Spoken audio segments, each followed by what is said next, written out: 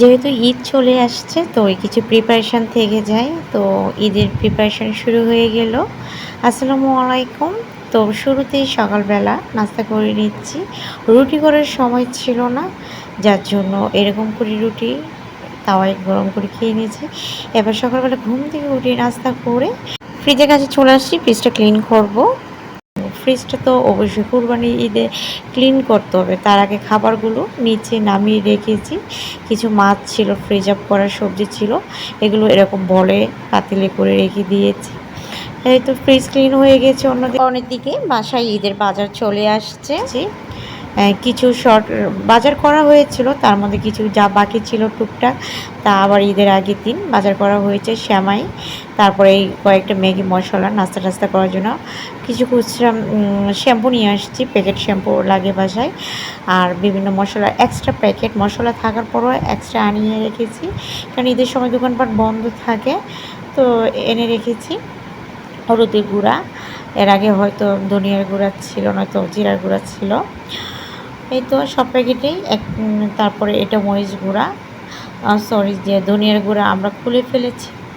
এদিক দিয়ে পোলাও চাল গড়ে রয়েছে, তারপরও পোলাও চাল, চিনি গুঁড়া, সুগন্ধি চাল নিয়ে এসেছি। কুরবানি ঈদে তো গ্যাস ট্যাস থাকলে লাগেই পোলাও চাল। আর এটা ডাল, 1 কেজি ডালও এনে রেখেছি। বাসা থাকার পরও এক্সট্রা এনে রেখেছি, কারণ যদি শর্ট পড়ে। ডিম এনে রেখেছি কাবাব করার জন্য, 4টা ডিম নিয়ে এসেছি।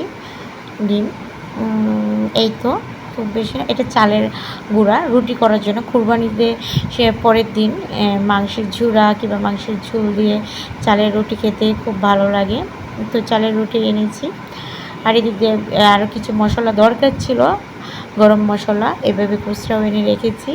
আর এদিক দিয়ে আপনার রসুন, তারপরে সাথে ছিল পেঁয়াজ, এগুলো এনে রেখেছি। আদা এগুলো এক্সট্রা আরও ছিল, বড় বাজার করে রেখেছি, তারপরে এগুলো এনে রেখেছি। আর এদিক দিয়ে বাসায় শুধু রান্নাবান্নার প্রিপারেশন না, ঘর সাজানোরও তো কিছু প্রিপারেশান থেকে যায়।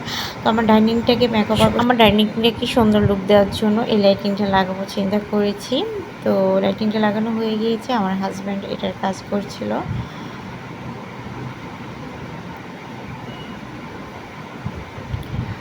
তো ভিউয়ার্স, কুরবানিতে বহু কাজ থাকে, ঘর সাজানো প্রিপারেশান, তারপরে রান্নাবান্নার বিভিন্ন প্রিপারেশান। তো এখানে দরজার কাছে লাইটিংটা একটা চেক করে নিচ্ছে যে ঠিক আছে কিনা, কোন লাইটটা ভালো লাগে লাইট চেঞ্জ করে দেখছি।